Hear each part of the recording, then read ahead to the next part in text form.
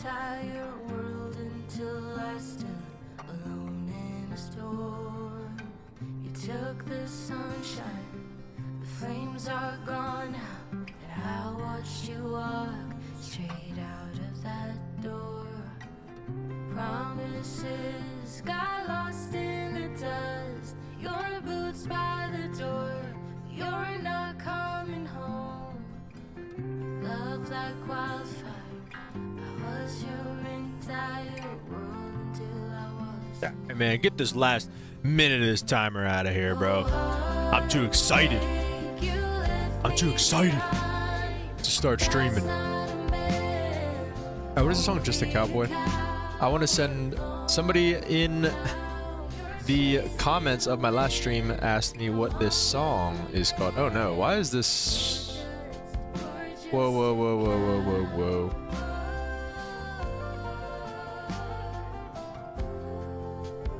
Oh jeez. This is terrible.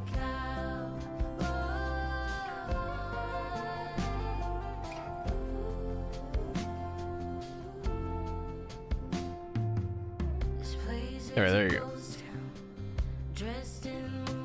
And then, alright, so apparently this didn't change, so hang on, stand by. I'm gonna have to change the thumbnail of this stream, because apparently it didn't change for some reason. It was acting funny.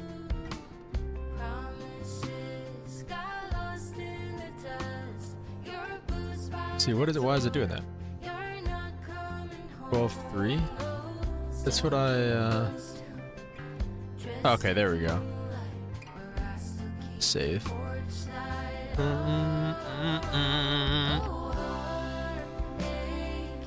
Alright, sorry. We're almost done with fixing the stream.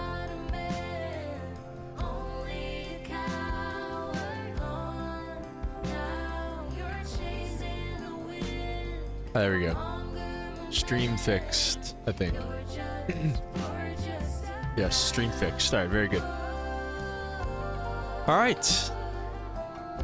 Hope everybody's having a good day. It was very, very cold today. Not very, very cold, but it was definitely a bit chilly today.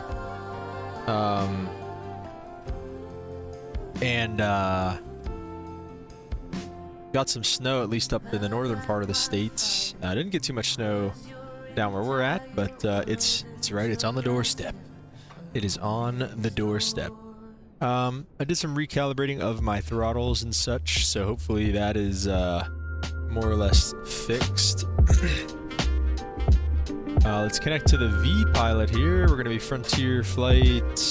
Yeah, no. All right, hang on. 14 or no, 40. Some weird flight number. 4570. Gonna connect. Make sure we're not sitting on anybody here. I think we might be, honestly. Ooh, a little 777 out there. TW. Oh, shoot.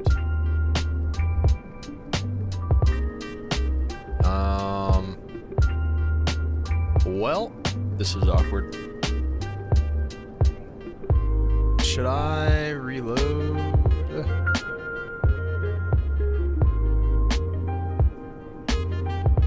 I could try. Give me 1 second. I'll try to reload, and I'll just go to the gate right next door here.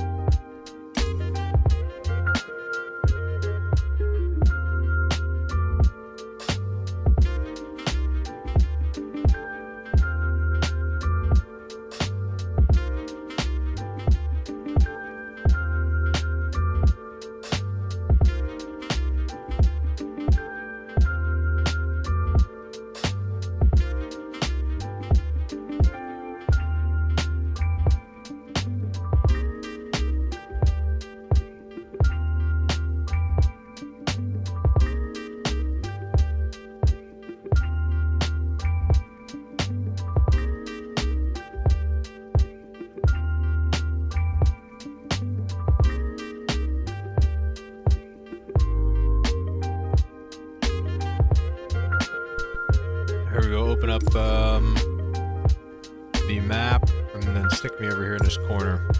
Alright, there we go. As soon as you reload, I'll be right back.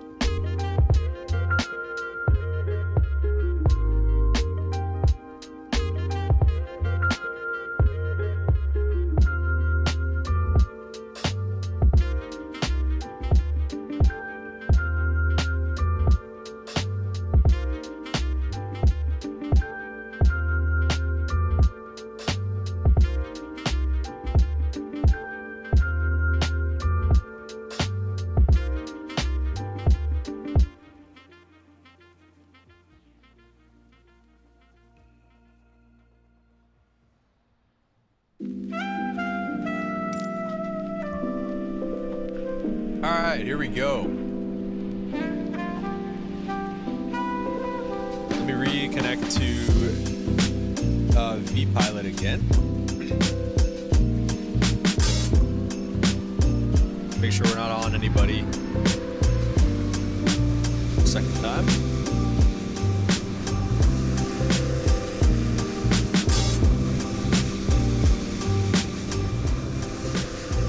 Alright, it's definitely looking better.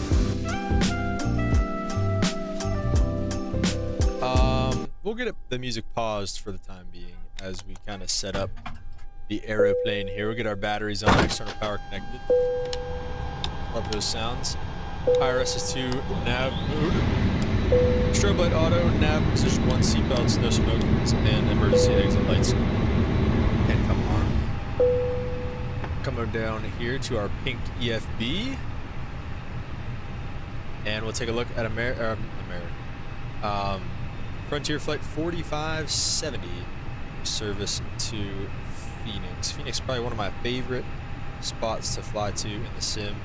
It's pretty no matter what way you come from, no matter where you're heading, no matter what you're doing. It is a gorgeous, gorgeous flight in Phoenix, always. Alright, we'll go ahead and let me see, what's real time's 10 minutes.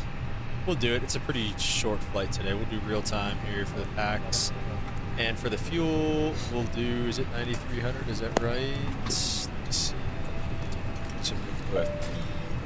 And we are in fact going with 9.3 on the fuel.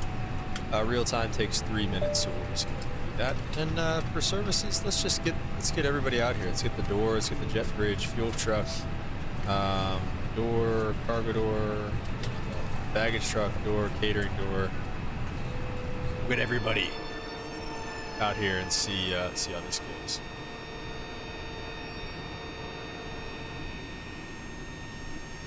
So, all right, looking good. Yeah.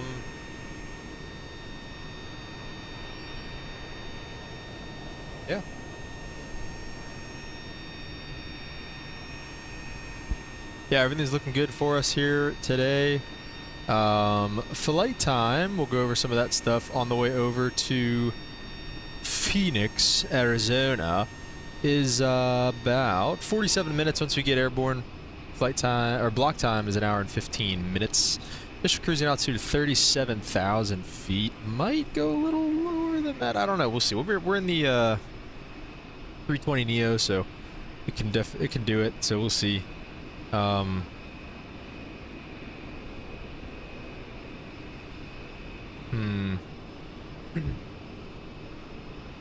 So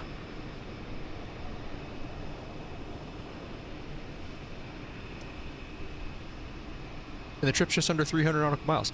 I'm looking up. I'm gonna look up how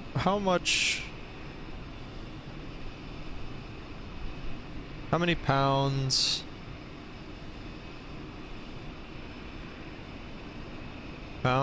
per hour does the A320 Neo burn of fuel. I hope it understands. It's almost 5,000 pounds an hour. So, at almost 5,000 pounds an hour, we have a little less than 2 hours of gas on board. And if anybody knows anything about the IFR minimums for fuel requirements, you have to have at least enough fuel to get to your destination and your furthest alternate, and then fly for 45 minutes. So, our alternate today is Prescott, Arizona, which, I'm not gonna lie, I'm not exactly sure where that is. What is it? PRC? Oh, there it is. Up to the north. So, not too far from Phoenix, so I'm sure we'd have enough to get all the way up there if we absolutely had to. San Diego also only has one runway. That's not something that I had realized at first. So that is definitely interesting. We can come inside and start getting some of these things all loaded up. So we'll go ahead and request some fuel, or some information from the company here. Confirm a line on ref. And before we start doing this stuff, let's take a look at some weather frequencies here. Vatsim says San Diego ATIS is on 34.8. So let's do 134.8. Listen to the weather. 19er, 2.13, altimeter 3011. Localizer and area navigation approach is in use. Landing and departing runway 27. Notices to air mission. ATEX system in use. Activate transponder with mode C on all taxiways and runways. Retake all runways, hold short instruction. Advise on initial contact. You have information echo. Echo. Lineberg Field HS information echo 2251 Zulu. Web 270 at 5. Visibility 10. Few clouds at 1000. 25,000 scattered. Temperature 19er. 2.13. Altimeter 3011. Alright, so long story short, absolutely gorgeous Localizer weather and here. area navigation approach is in use. 23.9 is ground frequency. Landing and departing runway 27. Notice. Absolutely gorgeous weather here in San Diego. We had our clearance on ground towers on 18.3. Should have scrolled the other way, but it's alright. And what do you say we get our clearance? What are we, Frontier Flight 4570? San Diego ground, good evening. Frontier Flight 4570, looking for our IFR to Phoenix. Frontier Flight 4570, Lindbergh ground, hello. You are cleared to the Phoenix Sky Harbor International Airport by the Zoo 4 departure. Hogs transition, then as filed. Climb via the SID, expect flight level 370, 5 minutes after departure. Departure frequency is on 128.05, squawk 6757.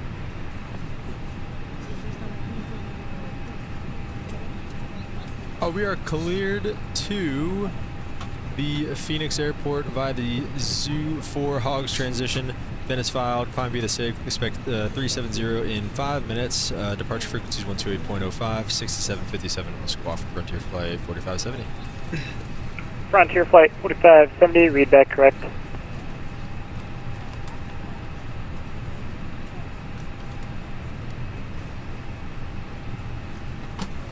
And Frontier Flight 4570, would we call you for push, or is it uncontrolled? Frontier Flight 4570, push and start at your own discretion on the ramp. You can call me back when you're ready for taxi. Roger, thanks. Oh, I forgot that we can do that. American 1789, radio check. American 1789, I read you 555. San Diego departure ATIS. I totally forgot that we can actually have this printed out on the new ATIS read again. Isn't there, where's like the message? American 1789 with information echo board requesting IFR clearance to Denver. Oh, no, wait. Dang it. American 1789 Lindbergh ground. I see you logged in as American 1798. If you want to correct whichever call sign you're going to use. Message. Sorry about that, let me change that. 1789 Connection. would be good. Monitored message. No problem. And for the flight plan that you filed under that call sign, all I have for you is departure. So just give me a couple seconds and I'll get you your full routing. Thank you. So maybe you can. No, you definitely can. I just don't know. Let me see. You have to like. Okay, here it is. Information echo now. So we. Oh no, it was echo, and it'll print out down here for us. How freaking cool is that? And then we'll put it right there for us. That is so cool. All right, so departing runway 27 on the Zoo. Oh, that's out of date there probably. And then the Zoo 3, yeah, the Hogs transition. that's not even in there. Let me see, does it go to Hogs? It does Block go to 717, you can monitor the town now, 118.3, we'll see you later. I don't know what the heck it's doing Monitor Tower, 18.3, Alaska 717, thank you for 1 of service, have a great rest of your December now. Yep. Phoenix. You too, sir, thank you. Weather ATIS Vatsim says they're landing on 7 right and 8. We can take runway 8 for our approach tonight, ILS runway 8. And we'll be on the Hyder 1? I don't know how they'd say that. Hyder 1, we'll do Novia for now, and then from, Hogs wants to be, really, is it that quick of a flight? Hogs, yeah, alright, cool. Hogs it is. Hogs is on the departure and on the arrival.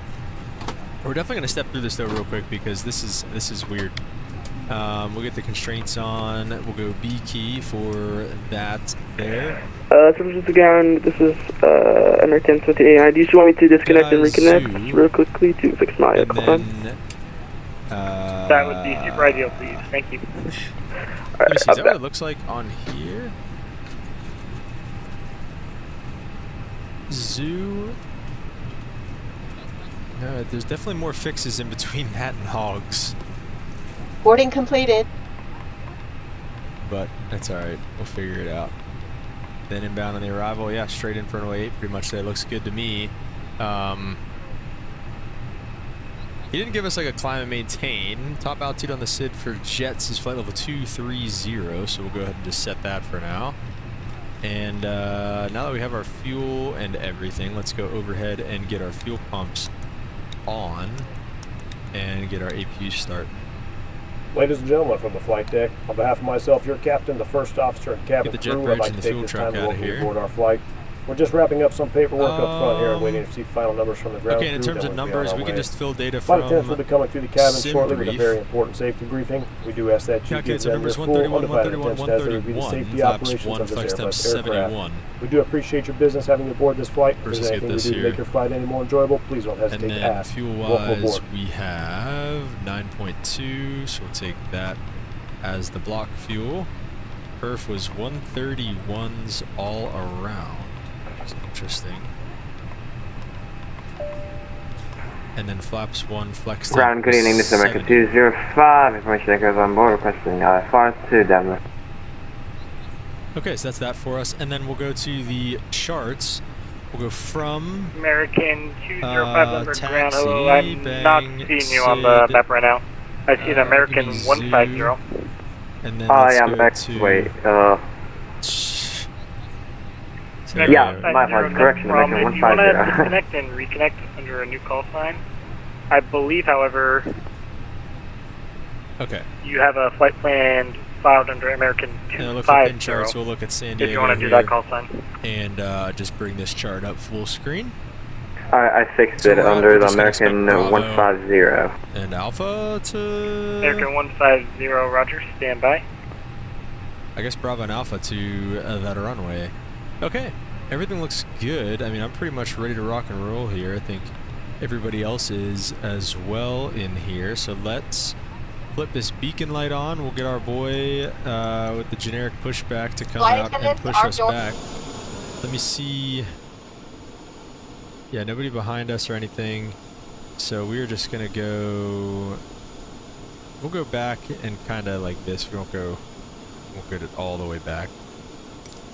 Request him to come push us back.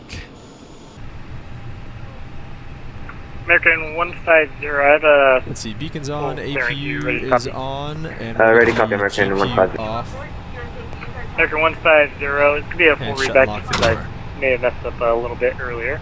So you're going to be cleared to the Denver International Airport by the Zoo 4 departure, Meatball transition, direct Echo Echo Delta, Juliet 236 Airway, Tango Bravo Charlie VOR, Schnitz,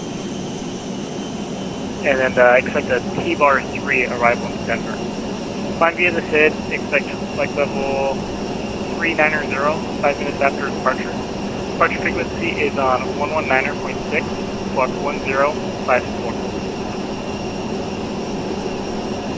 Copy that. Clear to Denver via Zoo 4, departure meatball transition, direct to Echo Echo Delta, Juliet 236 away. Tango Bravo Charlie VR, expect Tango Bravo Alpha Romeo 3 arrival to Denver, climb by a SID, expect flight level 390, 5 minutes after departure, departure is Whiskey 119.6, squawk 1054, American 105.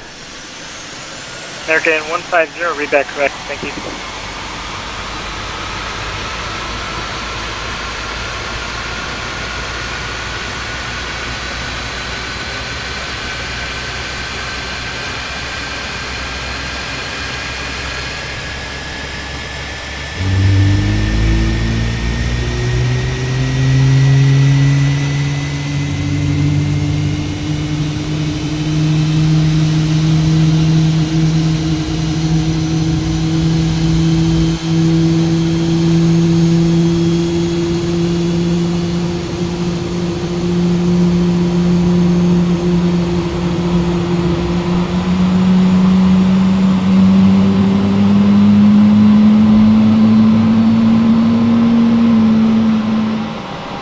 Absolutely gorgeous.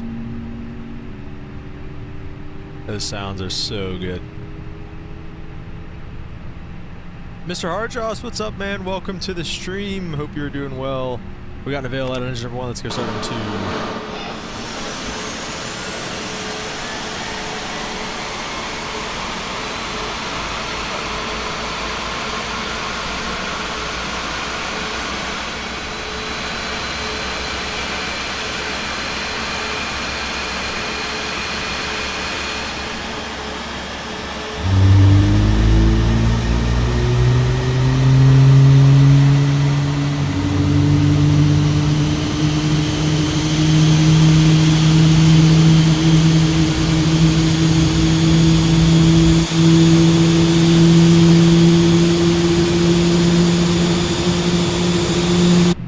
Inside and set the park brake because we're crawling a little bit.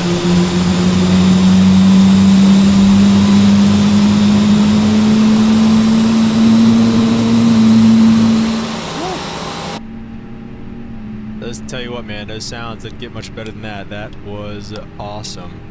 We got our weather radar on. We'll go with 2 good engine starts. Let's get that to there, that to 1 ignition, or to normal.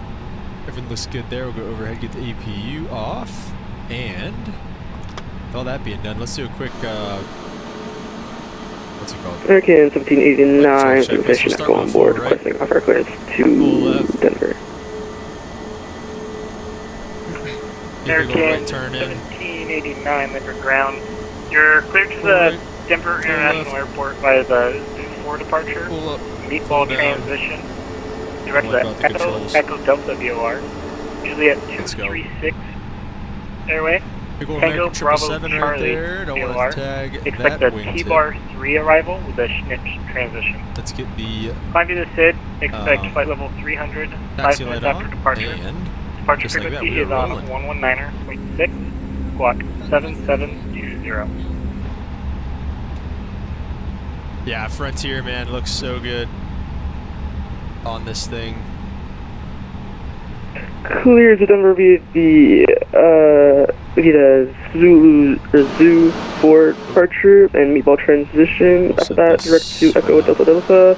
Yes, and Juliet 236 airspace, and then Tango Bravo Charlie, and then the Tango Bravo. Sorry about Tango Bravo 3, Tango Bravo Alpha Romeo 3 arrival via the ship's transition. 119.200 is for departure. Expect big old beautiful level 300, 10 minutes after departure, it's squawk 7720. American 1789, it's going to be the meatball transition, direct Echo Delta. The rest of that readback was correct, except the departure frequency is 119.6. Sorry about that. Yeah, the Echo Delta and 119.6. American 1789. American 1789, read back correct. Call me back for push and start on the Bravo. Ground, Frontier Flight 4570, ready for taxi. Frontier Flight 4570, runway 27, taxi via Bravo, altimeter 3011. 301127 on Bravo, Frontier Flight 4570. Alright, Josh, you think I should make my voice a little louder on the radio? Why, can you not hear me whenever I talk on the radio? Give the cabin the ding dong. And takeoff config check, which is up here. What am I looking down there for? Bravo is going to be the second right turn, and let's see. Looks like we'll have to sidestep onto Alpha, I think.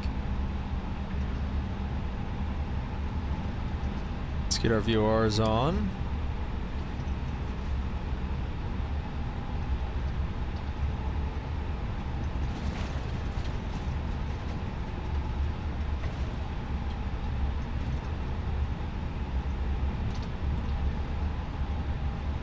Oh, you're talking about in comparison to the radio? Okay. Yeah, I turned it down a little bit for you guys because I don't want to turn it down much more for me. Well, I could turn it down a little bit.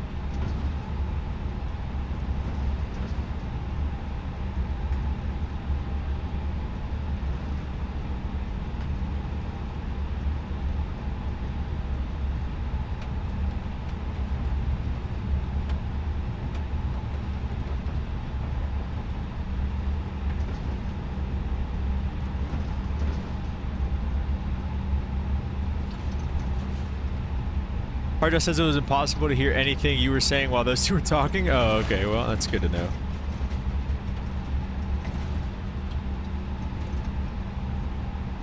And all the charts have this portion of Bravo closed, but I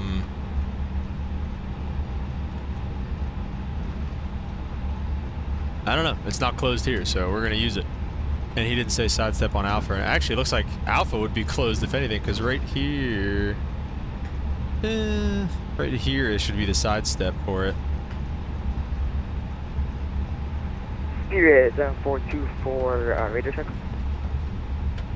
Honestly, we should have gone Phoenix to San Diego, dude. I love this Blaster approach test coming calling over the. side by side. I love coming over Frontier those Flight buildings right there. 4570, you can monitor the tower now. 118.3. We'll see you later. I will monitor the tower. Thanks for the ATC. Have a great night, Frontier Flight 4570. Good night. Alright, there's tower up, and departure frequency was 2805, so we'll go ahead and set that up.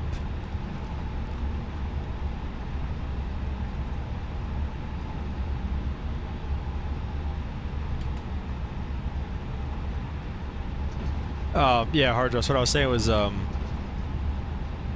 don't want to turn it down anymore because then I can't really hear him. But yeah, if this is good, then that's fine.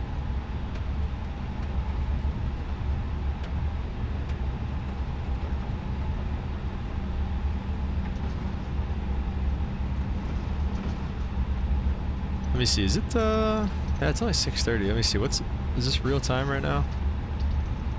2:25. It's a little later. Yeah, we'll go with this right here. This is a little nicer.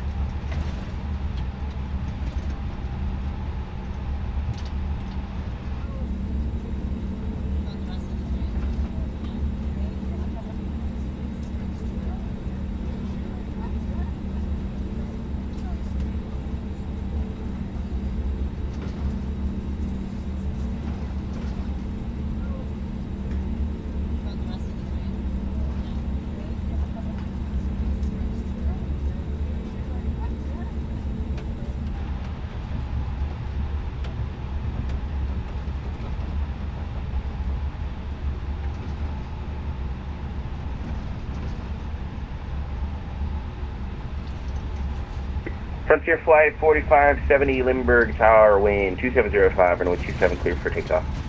27 clear for takeoff, Frontier Flight 4570. Alright, we are cleared for takeoff. Let's get our lights on.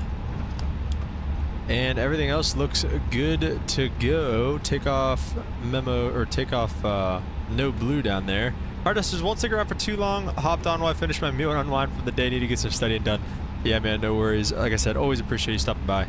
No matter how long you stay for. So I really appreciate it. Thanks, man. We'll bring up the Zoo 4, even though I don't think it's really going to do us much good. Oop, that was not a good turn. It's alright. We'll spool them up 50. And yeah, it's doing that thing. Okay, we're just gonna go to Toga, I guess, because this thing can't handle being in flex. Man, Toga SRS runway climb nav blue.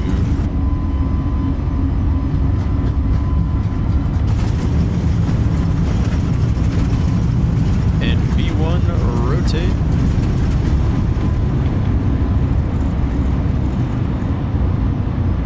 And we got a positive rate gears coming up.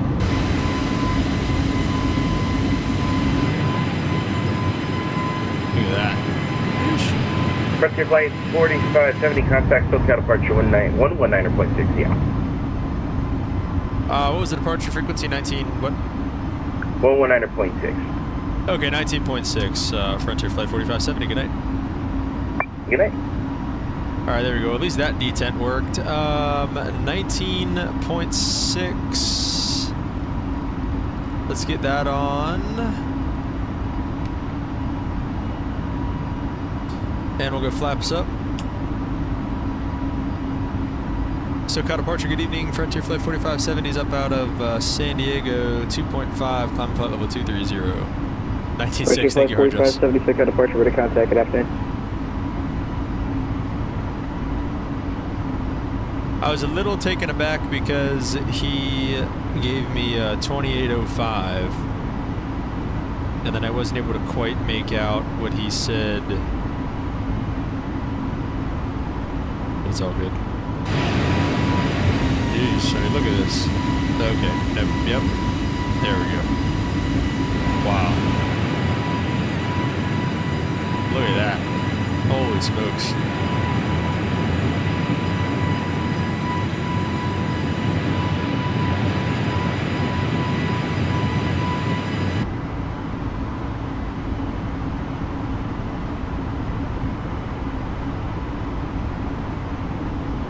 For 3525, did you identify if you did on this flash? Yeah, we'll send you another flash here, Southwest 3525.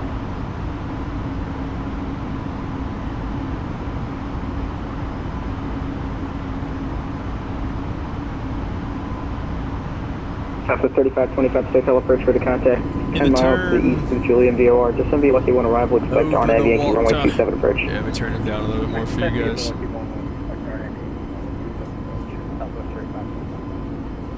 It's absolutely gorgeous. 25 information echoes currently read altimeter 3011, if I didn't have it. Roger, we have information at 3525.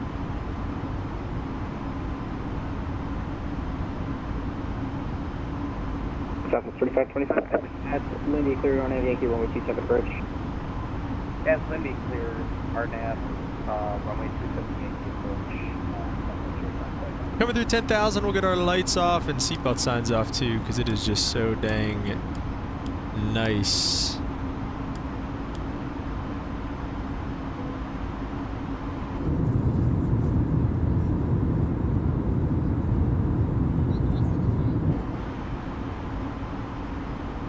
Arda said, when do you determine when to stop hand flying the SID and turn on autopilot? Quite honestly, whenever you feel like it. If you're a little too like saturated and you know there's a lot going on and you're trying to switch. Climb out of right space to the east, finish close, radar service terminated, frequency change for okay. Alright, Unicom, have a great night. Thanks for ATC, Frontier Flight 4570. And we'll link up with, what was it, Albuquerque Center, I think, on the other side, Phoenix Approach, something like that. Papa Lumber Cup with a 3011 information echoes, current you have it. But yeah, Hard Joss, it's pretty much literally just whenever you feel like turning the autopilot on, you can turn it on. Now, you can hand fly it, which I like to hand fly it, and I do this in, you know, real life too, whenever I'm flying in the planes that do have autopilot. Pretty much like once you get like straightened out and like on course. So like maybe after this turn, or like honestly even right now, you could probably click the autopilot and be fine. But since this turn's coming up soon, I'll do it. Like if it's like something straight and level for a really long time, I don't need to hold it straight and level. I'll let the autopilot do that. But like, you know, making turns and stuff like that is fun. So, yeah, I'll leave the autopilot off for that. Now, you do have to have autopilot to enter RVSM airspace, which I might be getting this wrong, but I believe it starts at flight level 280. Oop. When does RVSM airspace start? RVSM starts flight level 290, flight level 410. So, and there's flight level 180. Let's go ahead and pull the standard altimeter setting, level it out, get the nose going down. I don't know why we weren't accelerating already, but anyway. And we'll get autopilot 1 on. And now, I mean, we're 158 miles to Hogs. Like, you know, just flip the autopilot on and let it fly that, you know what I'm saying? So that's kind of my mindset on that. Hope that makes sense. Prague on the cruise, flight level 390, really? I just don't think, we're not going to have that much time. Hogs starts the arrival.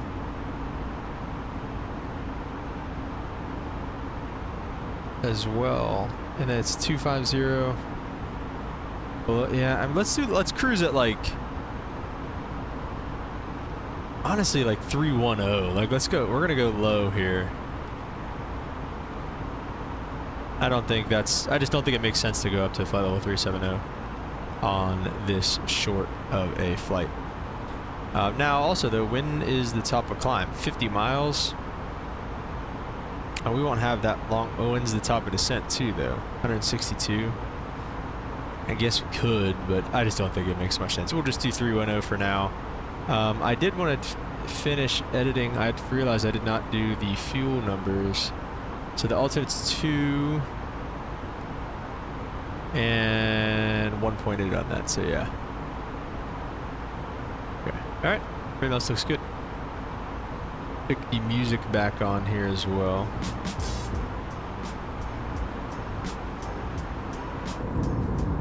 Hardjo said, I saw, what about angle of attack? I saw you went to nearly 30 at takeoff, but then up until you turned to AP1, you reduce it to 10.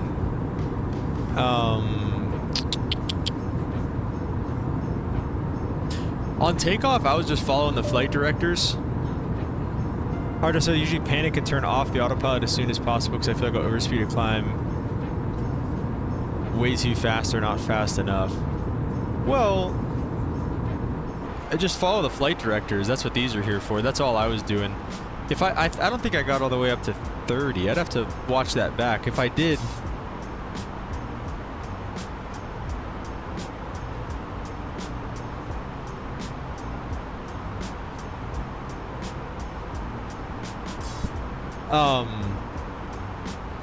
that's what these flight directors are for. I thought I was below 20. You're really not supposed to go above 20. But if I did go up to 30, I was just following the flight directors. Now they shouldn't really have you going that high, but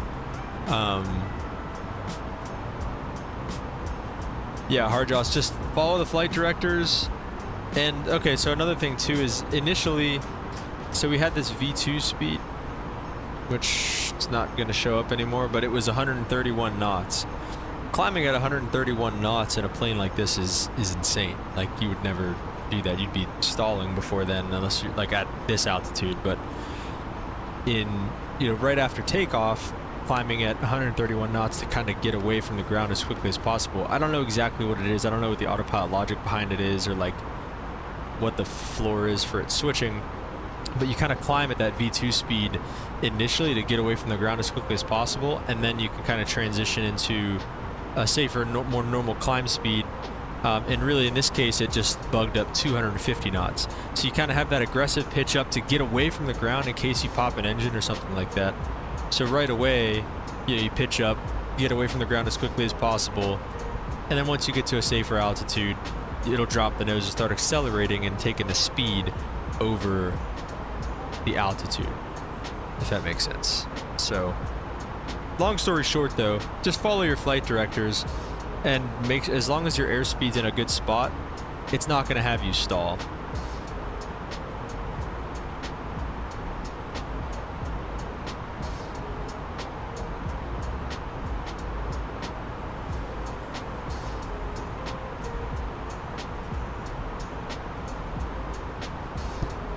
Now, so here's what I mean about the flight directors. So if I wanted to climb at a set airspeed, so if I wanted to pull this, and let's say I wanted to climb at 250 knots right now, or 260 knots even. So there's our blue bug. Now our flight directors, watch, are just going to kind of start pitching up. We're going to get above 10 degrees. We're probably going to get close to, maybe get close to 50. I don't know, maybe they won't go above 10. But see how they're pitching up? Speed's bleeding off, climb rate's increasing.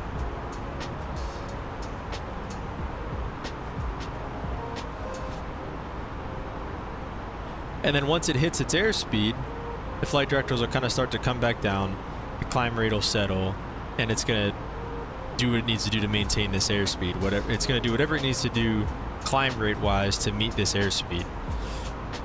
Obviously we're leveling off at our cruising altitude, but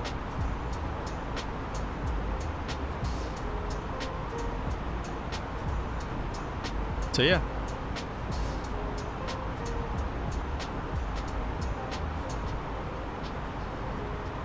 And then we can just give it back.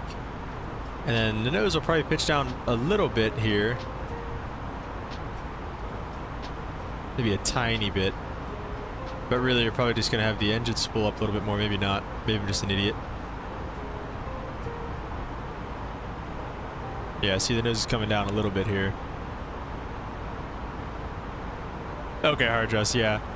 I thought I kept it under 1,000. If we were at 30, we would have been like rocket ship freaking looking at the stars. So that would have been crazy, but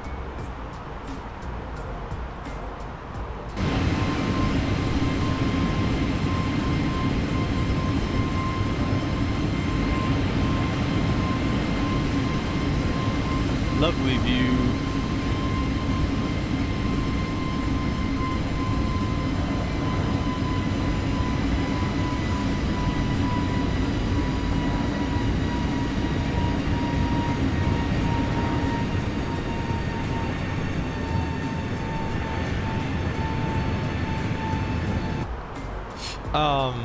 Yes, Harjoss. So these are your flight directors right here. So, I don't know, the easiest way to, I mean, yeah, I don't know. It just essentially kind of keeps you on track. You want to keep your little yellow square. You want to, this is exactly what it should look like essentially in all phases of flight. So they say. Obviously nobody's perfect, but yeah. It's more or less what it should look like there. The yellow box, a Cappy Kid, what's up, man? Welcome to the stream. Yeah, dude, this game does look realistic, and this is 2020. It's not even 2024. The yellow box, I wouldn't say it's the plane's trajectory. I'll show you the plane's trajectory, maybe. Where is the bird? How do you turn the bird on? I've been looking for this. You don't have to turn the flight director off, do you?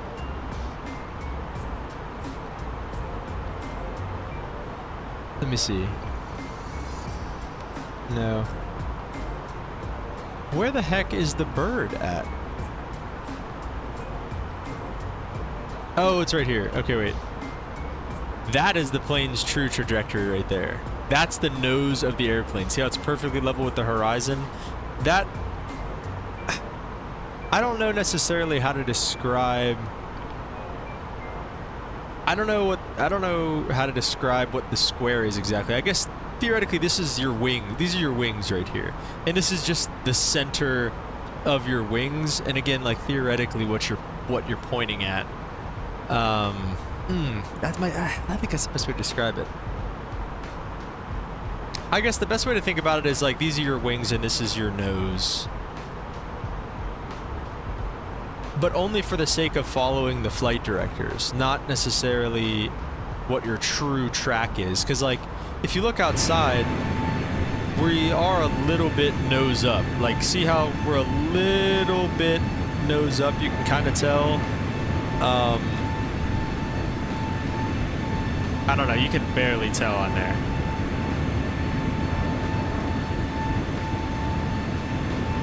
So like our nose is pointed up. Our nose is pointed, this is the 2.5 degree line. This white horizontal line behind the yellow box is the 2.5 degree line. Our nose is pointed about 2.5 degrees nose up. But our plane's actual trajectory is right on the horizon. We're not climbing, we're not descending, we're right steady on the horizon. But yeah, hard jaws, basically exactly like what you just said. Keep the yellow box in the center of the flight directors. This is essentially your wings. That's essentially your nose. I guess that's a good way. This is like your current angle of attack, I guess, is a good way to put it. Like, that's what your nose is pointed at. So that is a good way to say it. The yellow box is like what your nose is pointed at, more or less, right now, as long as you're coordinated. So yeah, I hope that makes some sense.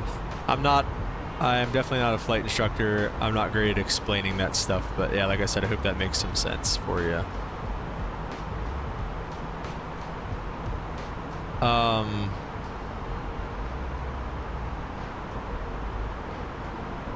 Yeah, anyways, I saw a Cappy Kid had a couple other ones. He says, I'm so bad at the game, it's so hard to land and even start moving. Oh man, well, I've got some tutorials on the channel if you want to go back and watch some of them, a Cappy Kid. And yeah, I don't know. I think I do a pretty decent job of doing some basic things. Now, I'm not very good at landing either, and I get paid to do this. So don't feel too bad. Well, I guess, well, sometimes landing just sucks and it's hard, period, end of story, you know?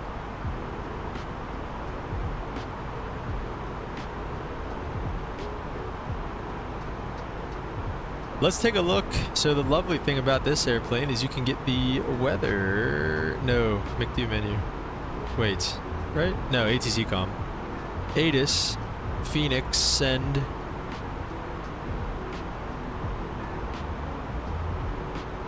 Set information, Mike. It might still just be the same.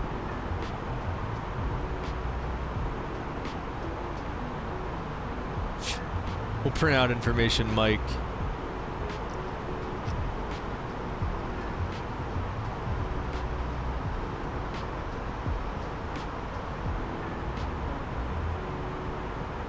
Oh no, Phoenix got off.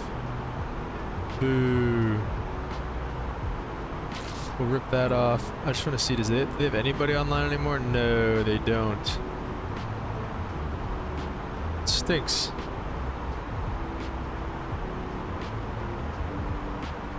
Well, we'll just unicom it.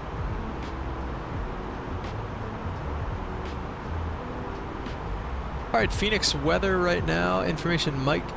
200 at 6. Let's go do some of this. 74 miles to our top of descent. Wind is 200 at 6. Temperature is 28.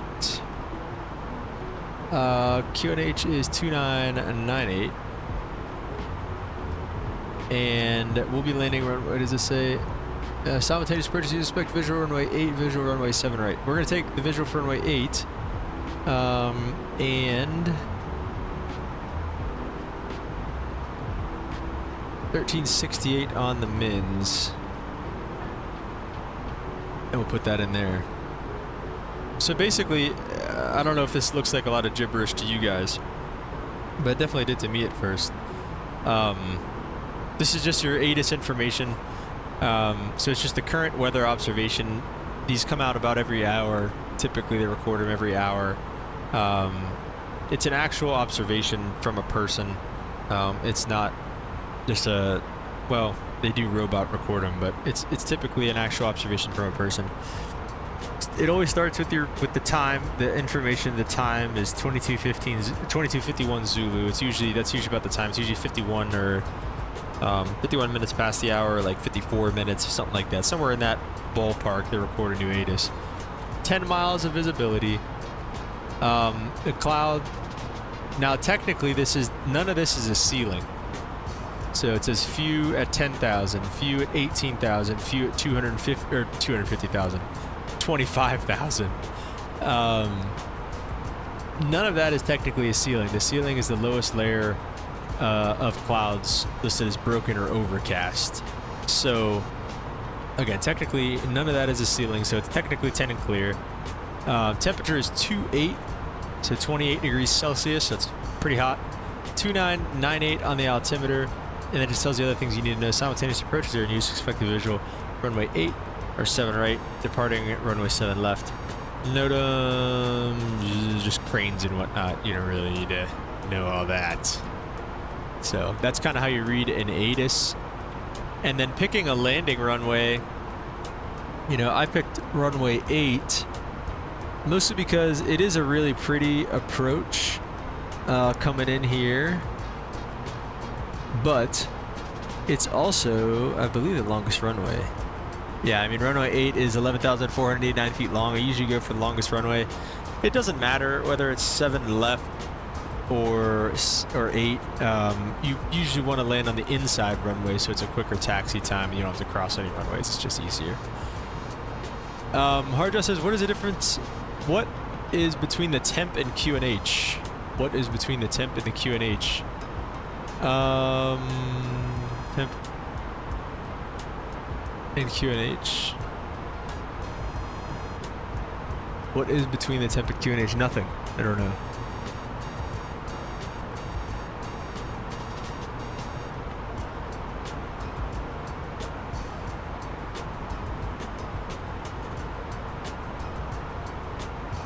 Did you mean just generally, like, what's the difference between them?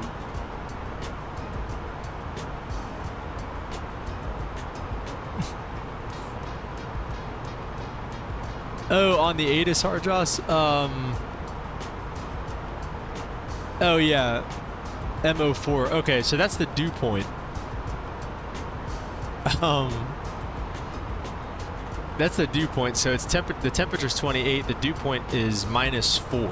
So essentially, what that's saying is, for that parcel of air that it's measuring, for it to become completely saturated, so essentially like fog, right, on the ground, the temperature would have to be -4. So this is a huge temperature dew point spread. No chance of fog or anything like that. Pro David, welcome to the stream. He says, Skibbity Sigma W stream, not F. Thank you, Pro David. Hard jazz, almost. 28 is the temperature, -4 is the dew point. So if it's minus something, it would just say 04 if it was +4 degrees, but the minus, see the M is a negative. So it's essentially saying it's -4 degrees Celsius. Thought it was minus. Oh, no, hard jazz, no, it is -4. Yeah, no problem, no problem.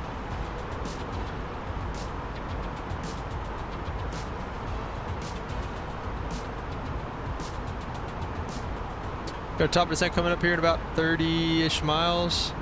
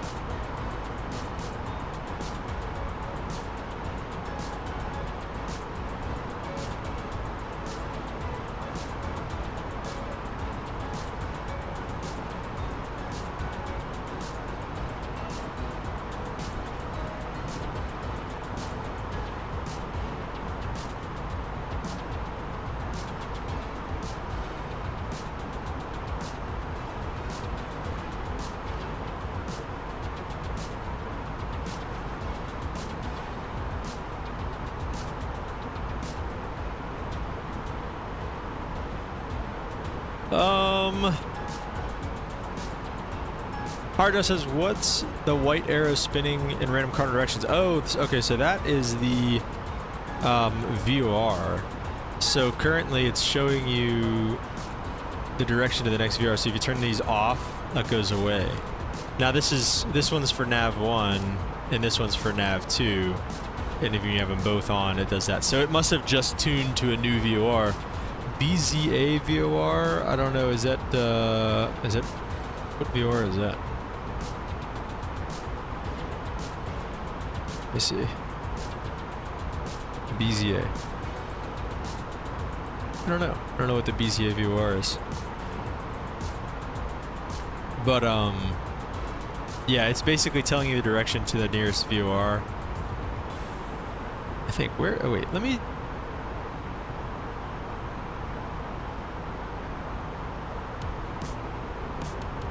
BZA, the Bard VOR. So it's behind us. So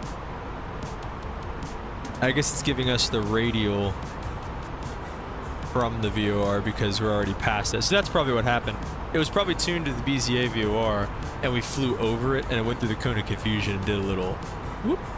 Hardest, I'm getting all my questions out now since this is the plane I fly. Yeah, man. That's what I'm here for.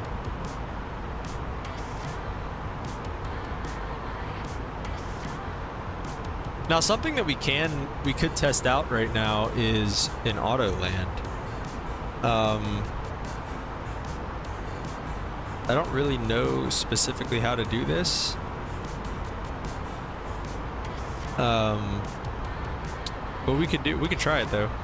So here's how we're gonna set this up. So instead of the baro mins, we're gonna use the radio mins, which radio is always, well, 250 feet it looks like for this approach. So we'll go 250 on the radio. I don't even know if you can really do that. We'll go 250 on the radio mins.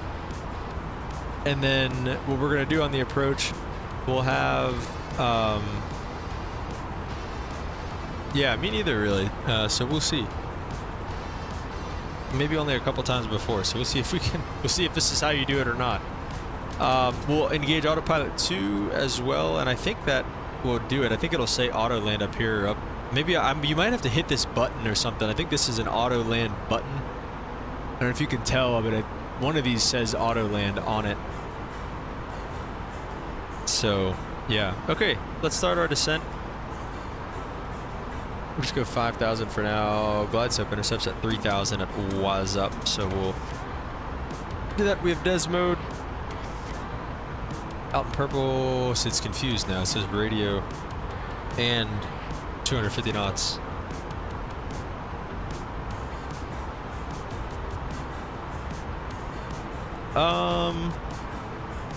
But yeah, I'm getting all this information. You probably already know this, but I'm getting all this information from these sections on the chart. So the ILS decision height is 1368. And then 250 is, the little 250 there is in AGL. So this is MSL, this is AGL. And I'm pretty sure that's what you put in the radio, is 250. Now also though, let me see. There might be a different, you might not be able to do a Cat 3 auto land on this. Can I just, okay, hard to see if the ILS pull up 8 put up on your phone. Nice. Okay. Let me see. So none of these specifically say Cat 3 or anything like that. Usually it'll say like Cat 1, Cat 2, Cat 3. So we'll see. But yeah, typically, I mean, how you want to brief an approach, you start off by making sure you're on the same page as your coworker. So, you know, hey, we're going into Phoenix, ILS runway 8. Now this is a Jeppesen chart. It's a little different than the charts that we use. Look, take a look at that. Sheesh. These are a little different than the charts that we use, so I don't know exactly how. Usually it says whether or not it's valid over here. This is the effective January 27th. Yeah, so I don't know. So we'll just say it's valid. You know, if I was flying, I'd say you have the frequencies, or if I was monitoring, I'd say I have the frequencies. Localizer frequencies 111.75, final approach course 078. You come down here in the nav, rad nav, sorry. 111.75, 078, final approach course, looks good. India, Sierra, Yankee, Quebec. India, Sierra, Yankee, Quebec, that looks good. WAS ups our glide slope intercept at 3,000. Minims are 1368. touchdown zone elevations 111.18. If we do have to go miss for any reason, climb to 3,000 and a left turn to 5,000 on a 280 heading outbound on the PXR VOR, which is the Phoenix VOR, radio 336 to Avent, which is identified by DOE 15.9 from there, and hold. The fixes, and then you'd say like, oh, if you want to step through them with me, and then you'd go to plan and everything like that, but since we're only one person here, you just kind of have to go. I like at 5,000, Jamil at 4,000, was up at 3,000, and then just make sure everything looks good in there. There's Jamil. I don't have I like, I guess, but Jamil was up, and then inbound, so that all looks good. Let's double check in the box. And then you have the missed approach. I don't know how to say that, I guess, like step by step here. So climb to 3,000, left turn, 280 heading, radio 336 on the Phoenix VOR. The glide slope degree, 3 degrees, that's standard glide slope. This is showing you that the pappies are on the left.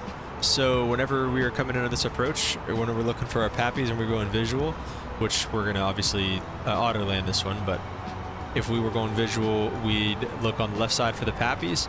The approach lighting system is MALSIFs. Don't ask me what it stands for. I think it's like medium. I don't even know. Let's look it up. MALSIF approach light system. They all have different names. There's like a million of them.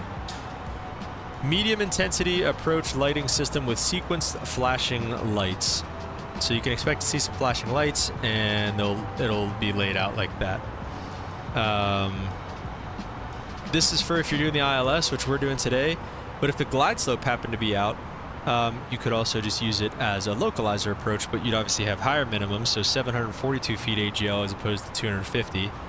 And then depending on the category of aircraft you are, the minimums for the visibility would go up. And also, if the approach light system is out, so if you're coming in and it says, you know, approach light, the ATIS would say like approach light system's out of service, and you're on an actual day, like an instrument day where you're flying approach down to minimums all day, you got to bump these up to 1 mile as opposed to 3/4 of a mile. And this over here is if you want to circle. So we'd probably do a circle somewhere in the 140, 120 knot range, so our minimums would be 2040 with 2 and 3/4 mile visibility, the circle to the opposite runway. So yeah, it's pretty much, you don't brief all that every single time your co-captain or your co-pilot would want to jump out of the plane, but yeah, that's pretty much everything on there.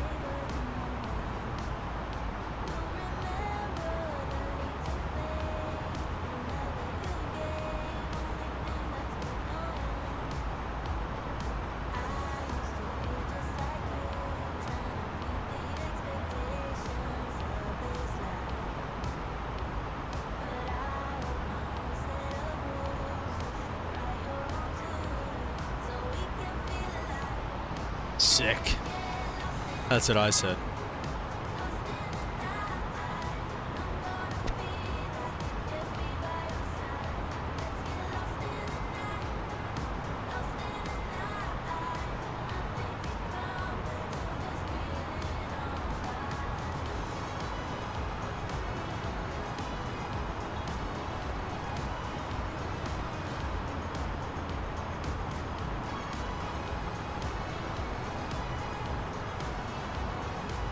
All right, Hard Joss, yeah.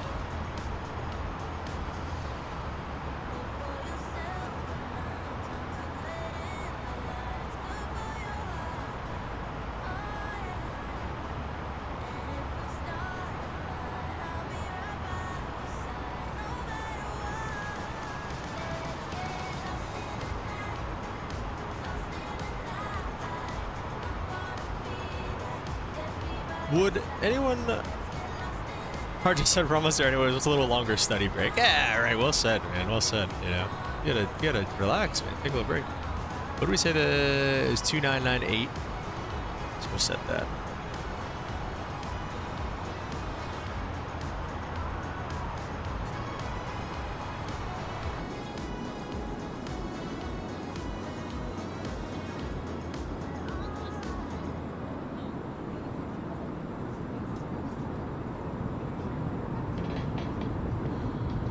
Beautiful. Look at that freaking landscape. Holy crap.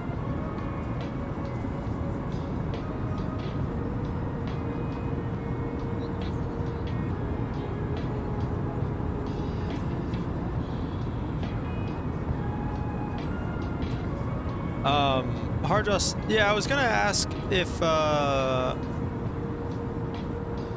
don't know, I've been thinking about this idea for a while, but just kind of making like some sort of like flight instruction type course on here. I don't know if that would be anything you guys are interested in or not, but I don't know. It's been something that I was thinking about. Just something like, what else can I bring to the channel? What else can I do to grow type thing? But yeah, I guess would anyone be interested in like a flight instruction type style course?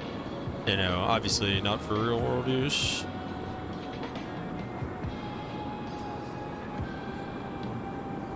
But, I don't know, Hard Joss. I think I would definitely at least do, I don't know. Maybe some aspects of it can be paid. Just like more of the like advanced stuff, and it could be like a membership type thing. Maybe all of it a membership. I don't think I'll do all of it. What I was thinking today is maybe like do like a private pilot course that would be like free, and then maybe do like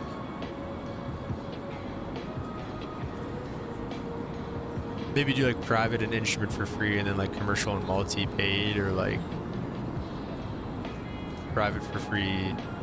I don't know. I don't know how I'd break it up. I don't know. I feel like if I want people to watch it and draw attention to the channel, so I don't want to push people away making it paid. So I wouldn't be opposed to doing it all for free either. So I don't know.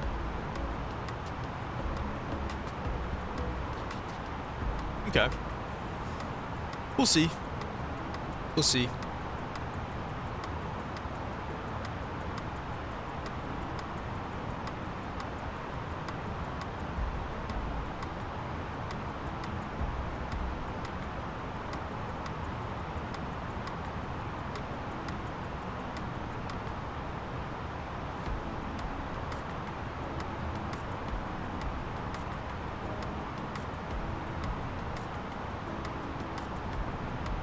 Mayo, what's up? Welcome to the stream. Hope you're doing well.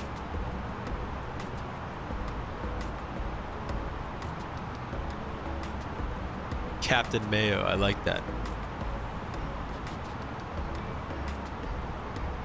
Alright, what frequency are we going to be on? Oh. Especially since we're doing this auto land, I'm probably just going to get off of V-Pilot and Vatsim. It's always a disaster going into these uncontrolled fields and stuff. So we're just gonna... Harda says, I think it'd be beneficial.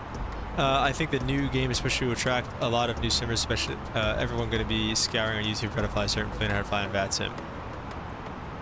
Interesting. All right. Yeah, that's kind of what I was thinking too. You know, I want to do something that people can get good use out of, and honestly, maybe a Vatsim. Maybe I can start with like a Vatsim course. I feel like that would be a little bit easier to do, because Vatsim, I mean, really isn't that hard once you do it. You just, the hardest part about Vatsim is mustering up the courage to do it for the first time. That's at least what it was for me anyway. So Harder said, I met some guys in the Microsoft Discord who convinced me to buy the PMG 737. I bought it, no idea how to fly. I just started searching on YouTube. Well, that's good. I'm glad you found that. Nice, let's go. The thumbnail is attractive. I make those thumbnails myself. I have no... Which is surprising that you say it's nice. I have no creativity, but... No, but thank you. I do appreciate that. But, that actually... Those videos, like, that's the thing, though, is it's almost a little discouraging to think about doing... those kind of tutorial style videos because they honestly haven't done all that well on my channel. Like if you look at it, the AnyBuilds A300 video did pretty good. It has like 600 or 700, almost 800 views. The Airbus ones are okay. This one's got 150. I don't know, but like the 737 ones really didn't do all that good either. At least, I don't know, like I figured that a lot more people would be looking for more tutorial and more instruction. I really felt like that those ones would like kind of take off a little bit more and they just kind of didn't. So I don't know. We'll see though. Maybe just keep trying to keep doing some more of those. Mayo says, what is your opinion on the retirement of the 747? Definitely sad, I think. It's really cool. Obviously love those planes. I actually I had the pleasure of flying on one to Frankfurt. We flew on a Lufthansa 747-8. So that was really cool, and it's really cool to be able to say that I flew on one before, you know, they do all go away for good whenever that ends up being. Okay, see, now it's trying to take us all the way down to our like approach speed. We don't want that just yet. Let's keep the speed up for now, 230 knots.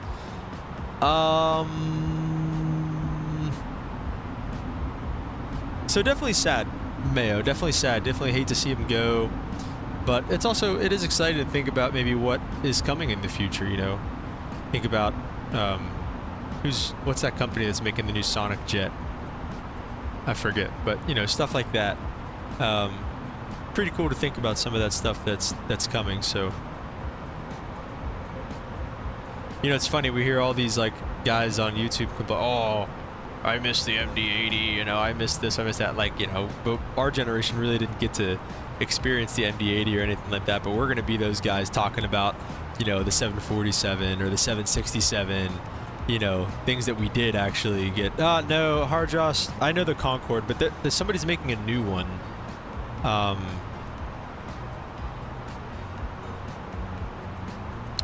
Let's go to Google again. I feel like this is the Google stream. We've just been Googling everything. Or Boom. I think Boom is the one. Let me see. Yeah, Boom. Boom Overture. There it is. So yeah, just like pretty cool to think about all that stuff too. Ugh, where did my pen go? There it is.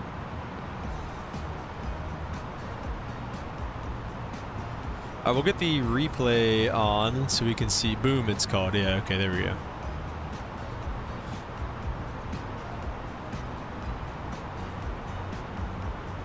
So start slowing it down now. We're on final here. We'll probably pull it back to about, well, we'll go like 200 knots, like right around the green dot speed, and let's just go flaps 1.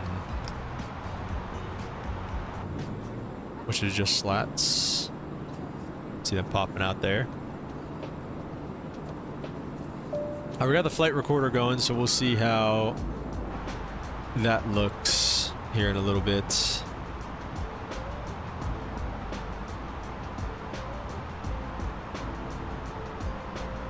Yeah, really pretty approach show. Look at this. This is why I love coming into Phoenix, dude.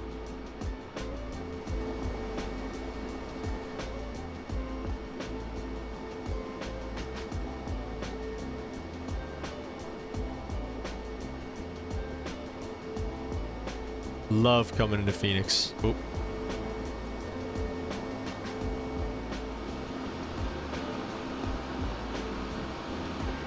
Little mountains over there.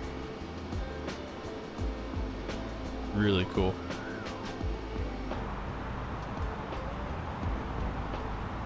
Alright, so we got Jamel coming up. And then Wazop's our final approach fix at 3,000, so let's maybe go flaps 2. at this moment in time, and then maybe slow it up to like 100. We'll go 180 knots. And also, if we could like get down to 3,000, that'd be kind of cool too.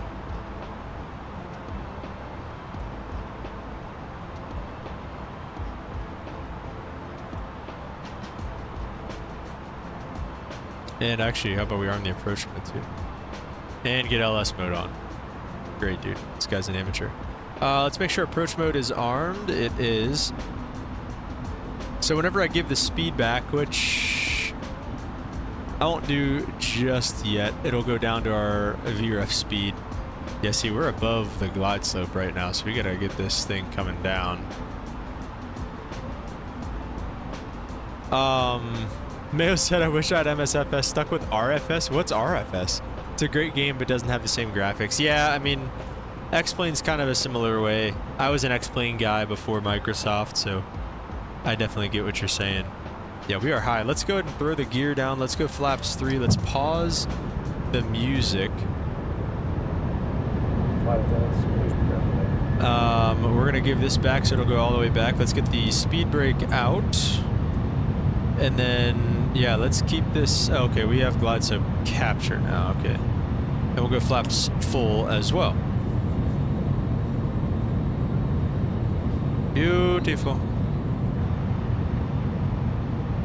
We'll go autopilot 2 as well. So Cat 3 single, Cat 3 dual now. Cat 3, I believe, is what you want to see. Now, I'm going to hit one of these buttons. I think, yeah, that's the one that says auto land. 2,500. I'm going to hit it. It didn't do anything. All right, so maybe this might not even have auto land. I'm not going to lie.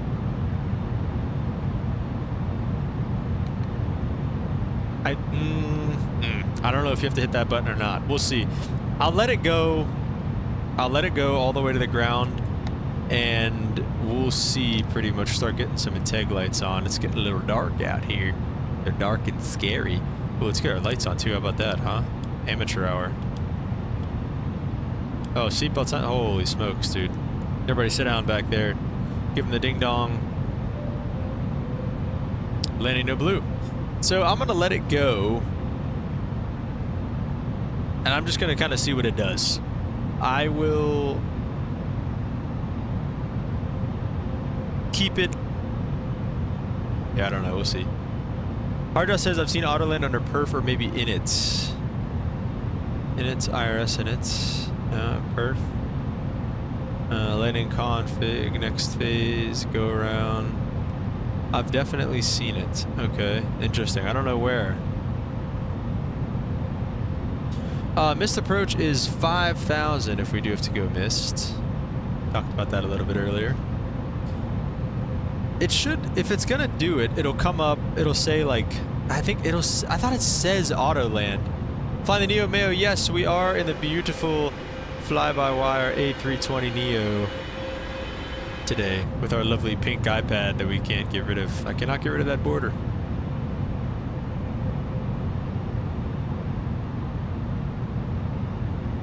Oh, look at this.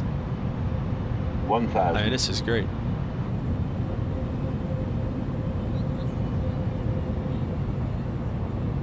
All right, we'll look at it on the replay. We'll look at it on the replay. Gotta lock in. Gotta lock in.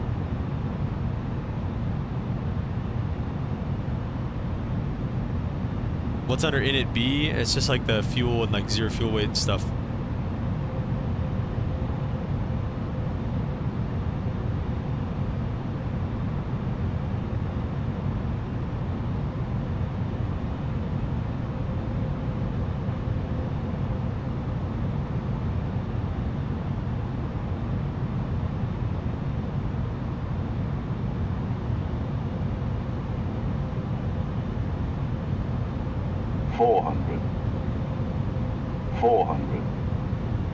Above.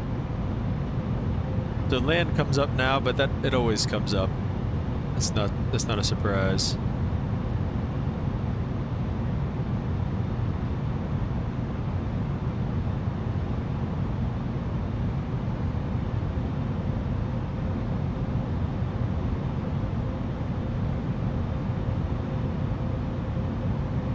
$50, $40, $30, $20, $10.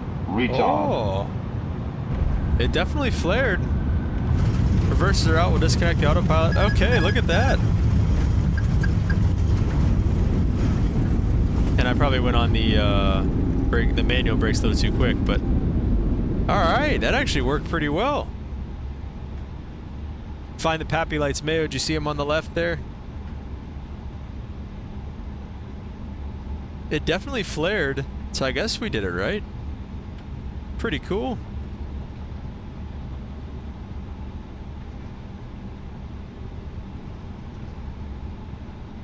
Butter? Autoland butter?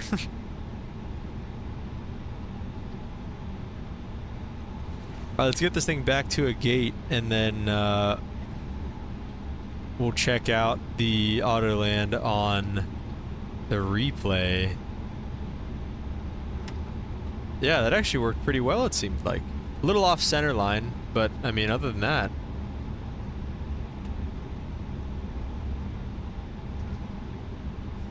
And I guess I'll get it a little cleaned up.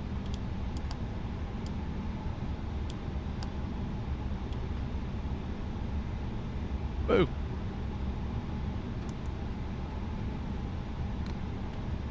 There we go.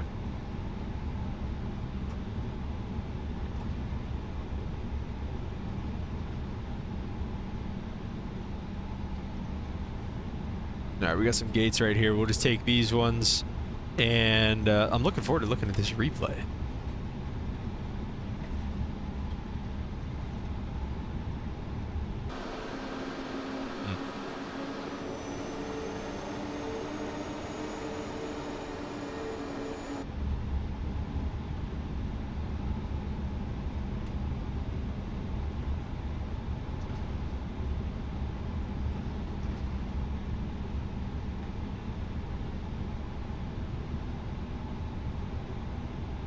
Alright, we'll stop it there, and we're going to stop the replay for... Oh, there goes my Microsoft. Okay, stop the replay, and we're going to go back to it here. Alright, so we'll jump outside while it yells and screams.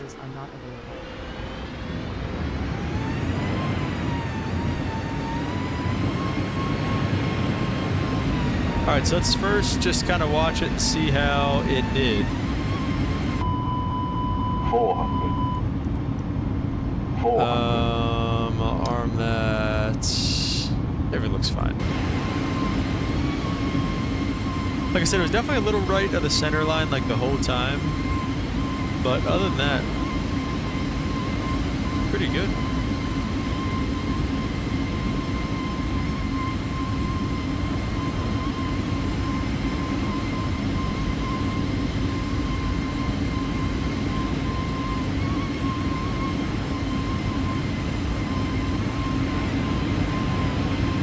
Pretty nice. Pretty freaking nice, man, I'll tell you what.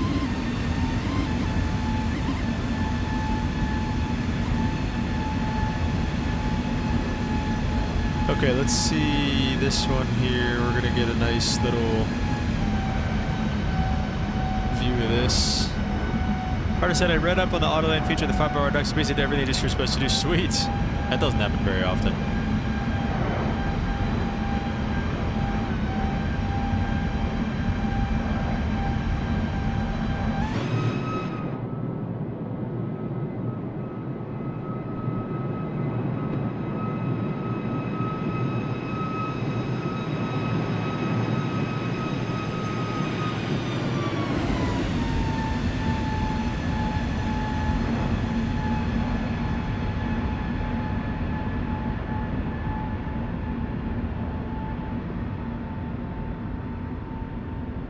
Let's bring this back. I want to go...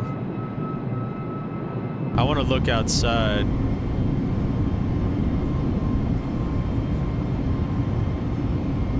I want to see this.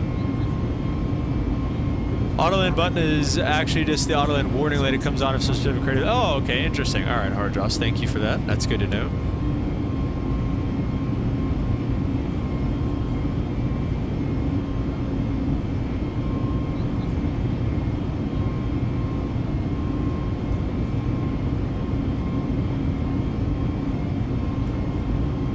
Look at that.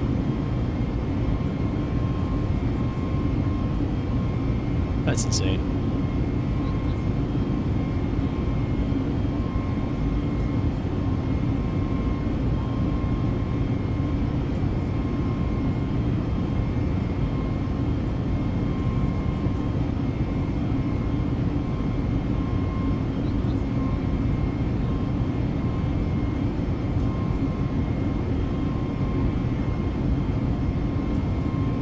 Going into Phoenix, these are definitely some of the best city graphics that are out there. I mean, the trains, the cars, like look at the like warehouse, those warehouses right there. Like none of it looks like rubble like it does in some of these other cities.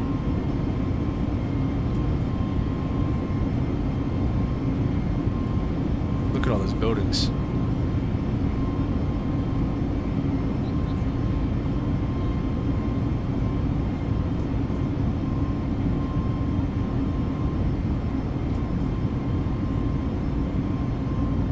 How come my PC doesn't blow up, Mayo? Hardjoss, it does look real.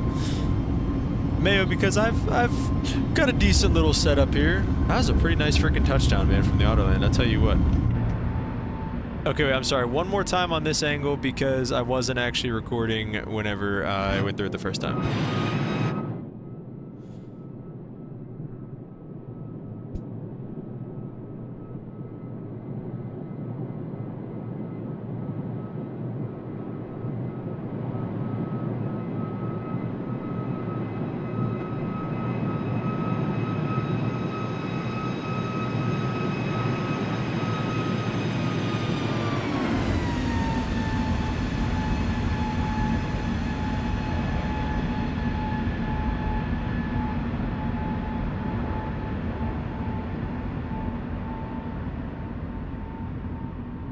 All right, there we go. I think that's enough on the replays. And we'll go ahead and pause it and send it all the way up to where we're at. Stop the replay. Let's see, APU is on. Get those off, those off. Bang, bang, bang, bang, bang, bang, bang, bang, bang, bang. And get these bad boys coming off there as well. Hardjoss, do I have scenery? Is this stock? I believe this is stock. I don't think... Let me go to flightsim.to and see if I downloaded anything, because I didn't pay for anything.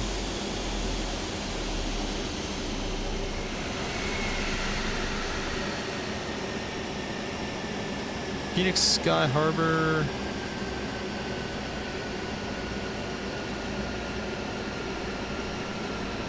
It looks like I do have... I have a downloaded. I downloaded a the one that's on flightsim.to. So that must have been what.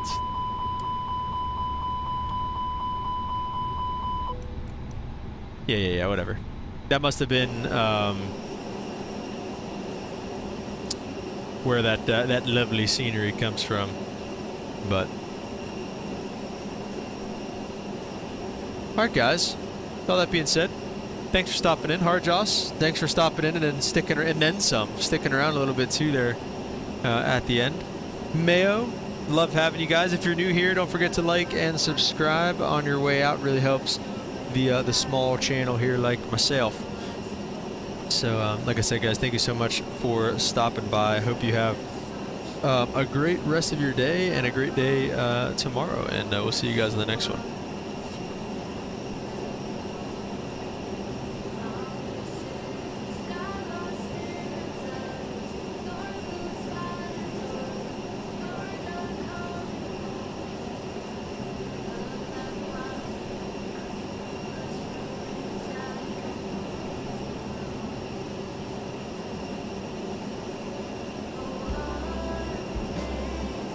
Yo, Mayo, thank you so much for the $2 super chat right at the end, dog. Really appreciate it, man. W Mayo, let's get some W Mayos in the chat, dude. Really appreciate it, Mayo. Thank you so much, man. Really appreciate it. Thank you so much.